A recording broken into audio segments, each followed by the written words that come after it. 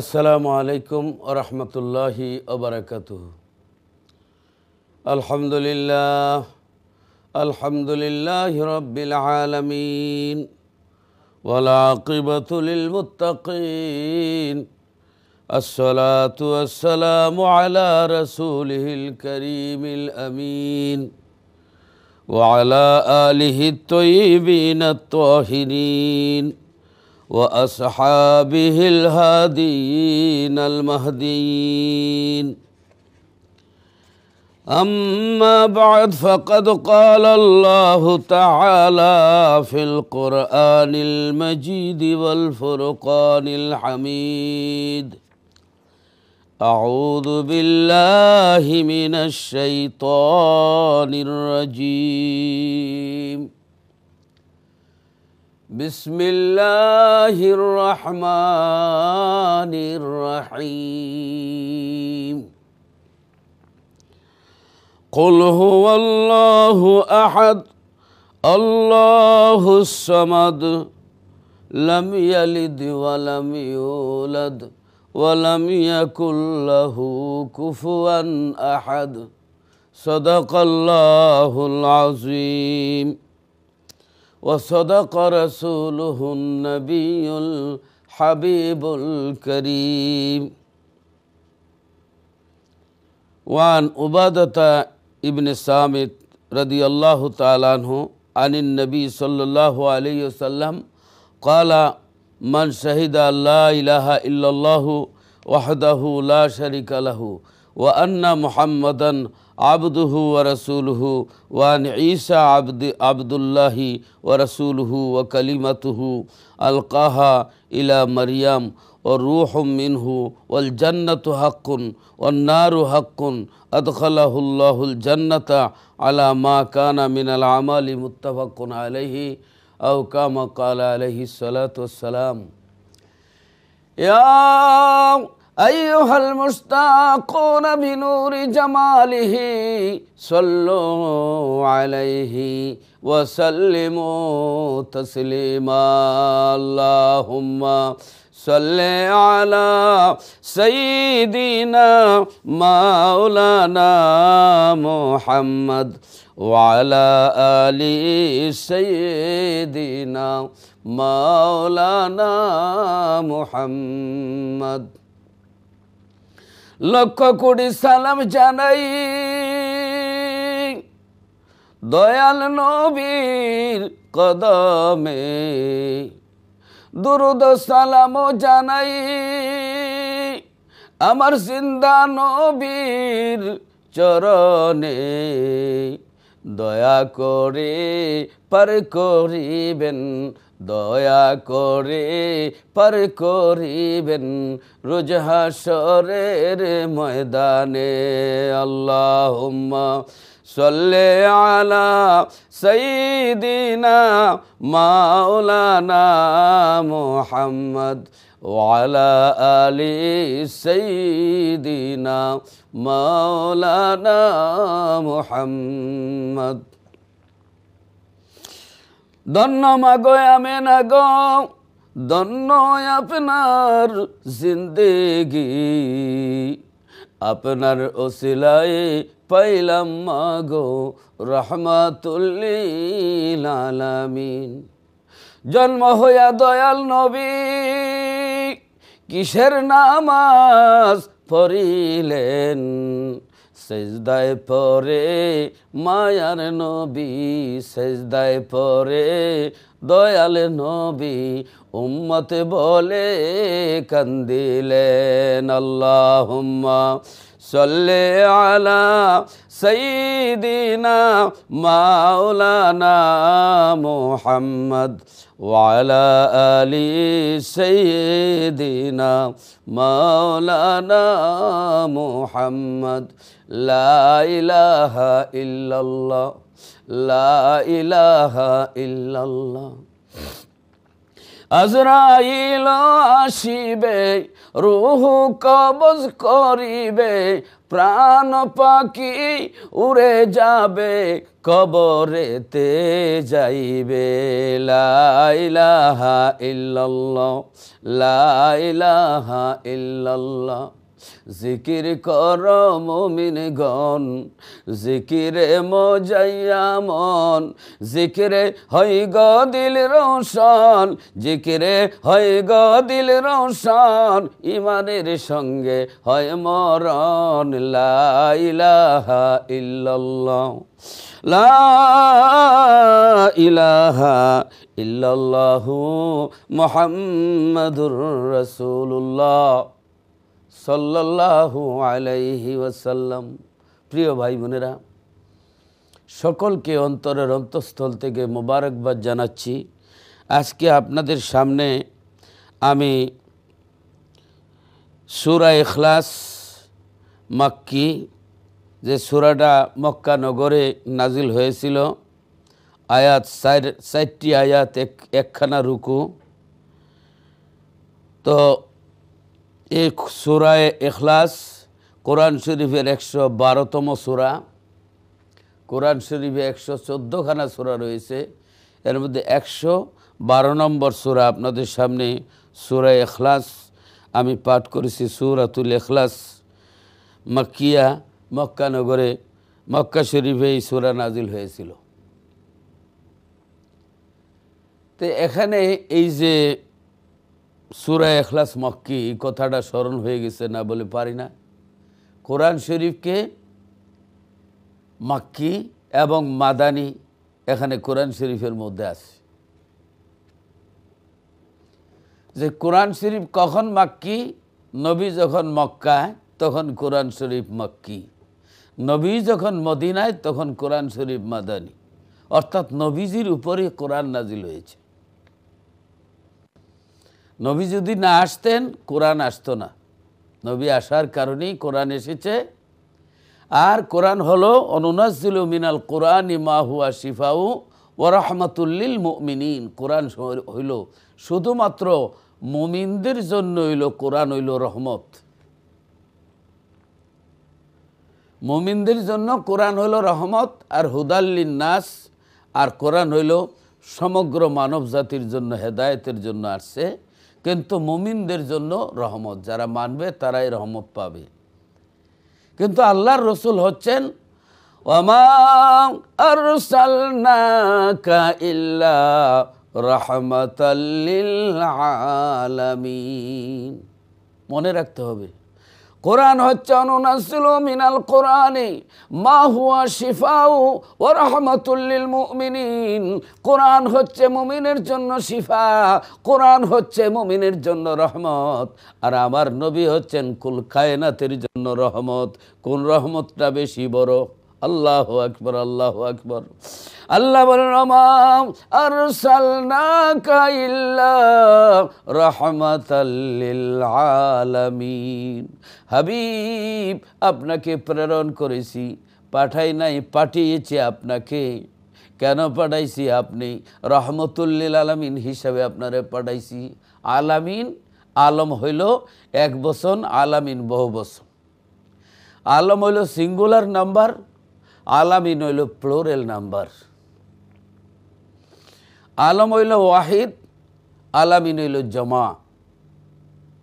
তো আরবিতে আপনার জমা বলে বহু বচনকে, আর ইংরেজিতে প্লোরাল নাম্বার, অর্থাৎ এটা বহু বচন। আল্লাহ রাব্বুল আলামিন হলেন আলহামদুলিল্লাহি রাব্বিল আলামিন। আল্লাহ রব্বুল আলামিন হচ্ছেন রব্বুল আলামিন, তামাম পৃথিবীর রব। যত সৃষ্টি আছে সৃষ্টি জগতের রব। আসমান জমিন চন্দ্র সূর্য লৌহ কলম নদী নালা গাছ বৃক্ষ তরুলতা আগুন পানি মাটি বাতাস যত কিছু আছে কুল কায়নাতের রব হচ্ছে আল্লাহ। আল্লাহ বলেন হাবিব, আমি হচ্ছে কুল কায়নাতের রব, আর তুমি হচ্ছে কুল কায়নাতের রহমত। ওমা আরসালনাকা ইল্লা রাহমাতাল লিল আলামিন। আল্লাহ হচ্ছেন রব্বুল আলামিন, নবী হচ্ছেন রাহমাতুল্লিল আলামিন। আল্লাহর শানেও আলামিন, নবীর শানেও আলামিন ব্যবহার হইছে। অতএব আল্লাহ হইলেন আল্লাহ হলেন সমগ্র জগতের রব, আর নবী হলেন সমগ্র জগতের রহমত। পাঠাইলেন কে? আল্লাহ। বানাইলেন কে নবীরে? আল্লাহ। আল্লাহ হইলেন খালিক, নবী মাখলুক। আল্লাহ বলেন, হাবিব আমি যত জগতের রব, তুমি তত জগতের রহমত। অর্থাৎ কোরআনের রহমত হচ্ছে মুমিনদের জন্য রহমত, কিন্তু আল্লাহর নবী হচ্ছেন সমগ্র আলমের জন্য। আল্লাহ যত জগতের রব, তত জগতের রহমত হচ্ছেন আমার নবী। সুবহানাল্লাহ। তা আমি সূরা ইখলাস পড়লাম, তৌহিদ।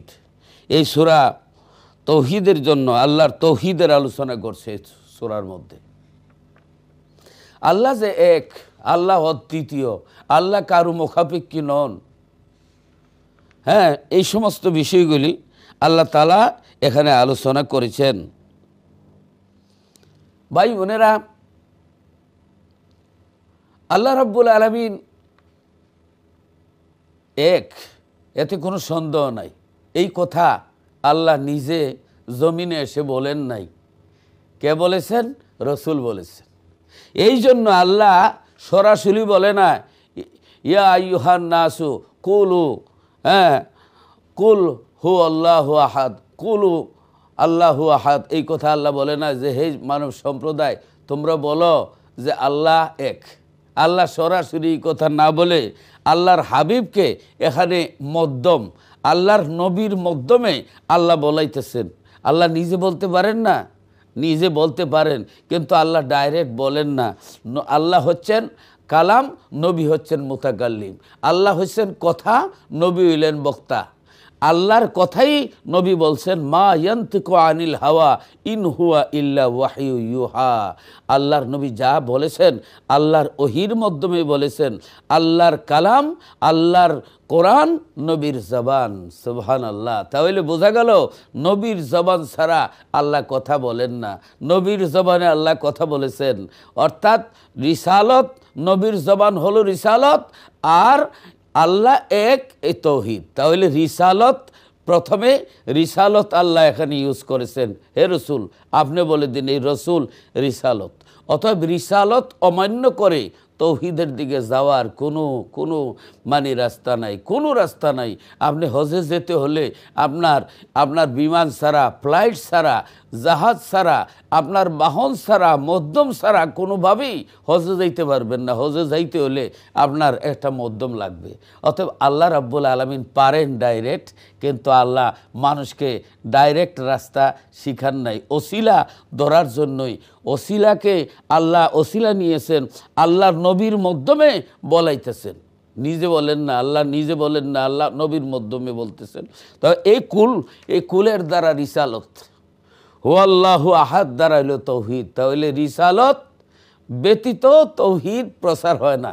অতএব রিসালত বাদ দিয়া তৌহিদি জনতা হইতে পারে না। তাহলে তৌহিদ, রিসালত, এই দুই শব্দ একত্রে লাগবে। আল্লাহ রাব্বুল আলামিন বলেন, কুল হু আল্লাহু আহাদ। আল্লাহ রাব্বুল আলামিন বলেন, হাবিব ও আমার বন্ধু, কুল আপনি বলুন। কে বলুন? আপনি বলুন। আল্লাহ তুমি কেন বলো না? আল্লাহ বলেন, আমি ডাইরেক্ট বলি না। বন্ধু তুমি যদি বলো তাহলে এটা শক্তিশালী হয়। তুমি বলো, তুমি বলে দাও, মানুষদেরকে বলে দাও তুমি, কুল হু আল্লাহু আহাদ। বলুন হে আমার বন্ধু, বলুন আল্লাহ এক। বলুন কি? বলো তিনি আল্লাহ এক, অদ্বিতীয় মাবুদ তিনি। সুবহানাল্লাহ। তাইলে আল্লাহ কুল যে বলছেন এটা রিসালত, এবং আল্লাহ যে এক, এটা হইল তৌহিদ। তাহলে রিসালতের মাধ্যমে তৌহিদের চর্চা আমরা করি। রিসালত, নবী যদি না আসতেন আল্লাহর পরিচয় আমরা পাইতাম না। নবী যদি না আসতেন কোরআন পাইতাম না। নবী যদি না আসতেন আমরা দিন পাইতাম না। নবী যদি না আসতেন, মনে করেন আল্লাহ 5 ওয়াক্ত নামাজ দিছেন, আল্লাহ কোনো দিন আমাদের দেখান নাই কিভাবে রুকু দিতে হবে, কিভাবে সেজদা দিতে হবে, কিভাবে রুকুর তসবিহ পড়তে হইব, এইগুলা আল্লাহ নিজে শিক্ষা দেন নাই। তাহলে আগে আমরা ড্রাইভিং শিখি না আগে গাড়ি চালাই? পয়লা হইলো ড্রাইভিং শিখি, তারপরে ড্রাইভ করা। প্রথমে শিখতে হয়, তারপরে ড্রাইভ করতে হয়। তাহলে আল্লাহর যে নামাজ, এই নামাজের প্রশিক্ষণ প্রথমে রসুল কিভাবে নামাজ পড়েছেন, রসুলের নিয়ম কানুন না মানা পর্যন্ত আপনি আল্লাহরে সেজদা দেওয়ারও কায়দা নাই। অতএব রিসালত অনুসরণ না করে তৌহিদকে কোনোভাবেই বাস্তবায়ন করা যায় না। অতএব নামাজ আমরা আল্লাহর পড়ি, কিন্তু আল্লাহর রসুলের নিয়ম আমরা আগে অনুসরণ করি। রসুল কিভাবে নামাজ পড়েছেন, কিভাবে ওযু করেছেন, কিভাবে সেজদা দিয়েছেন, রসুলের নিয়ম কানুন ব্যতিরেকে আল্লাহরে সেজদা দেওয়ারও কোনো সুযোগ নাই। অতএব আল্লাহ এখানে তৌহিদের কথা বলতে গিয়ে আগে আল্লাহ রিসালতের ইশারা দিচ্ছেন। হে রসুল আপনি বলুন। আল্লাহ রাব্বুল আলামিন বলেন কুল হুয়াল্লাহু আহাদ। হে রাসূল, হে নবী আপনি বলুন, আপনি বলে দিন, আপনি বলুন যে আল্লাহ এক, আল্লাহ অদ্বিতীয়, আল্লাহুস সামাদ। আল্লাহ কারো মুখাপেক্ষী নন, সবাই তার মুখাপেক্ষী। আল্লাহ কারো মুখাপেক্ষী নন, সবাই আল্লাহর মুখাপেক্ষী। ভাই বোনেরা, আল্লাহ রাব্বুল আলামিন বলেন লাম ইয়ালিদ ওয়া লাম ইউলাদ। তিনি কাউকে জন্ম দেননি এবং তাকেও জন্ম দেওয়া হয়নি। লাম ইয়ালিদ ওয়া লাম ইউলাদ। এই ইয়ালিদ, ইউলাদ, মাউলিদ, মৌলুদ, এটা কোরআন শরীফের শব্দ। একমাত্র আল্লাহর মিলাদ নাই। মিলাদ আরবিতে বলে মিলাদ, জন্মরে আরবিতে মিলাদ বলে। যেরকম আরবি ভাষার আপনারা যখন হজে যান তখন দেখবেন হজের ভিসার মধ্যে লেখা থাকে তারিখুল মিলাদ, অর্থাৎ ডেট অফ বার্থ। ইংরেজিতে ডেট অফ বার্থ, আরবিতে তারিখুল মিলাদ, হ্যাঁ, বাংলাতে জন্ম তারিখ।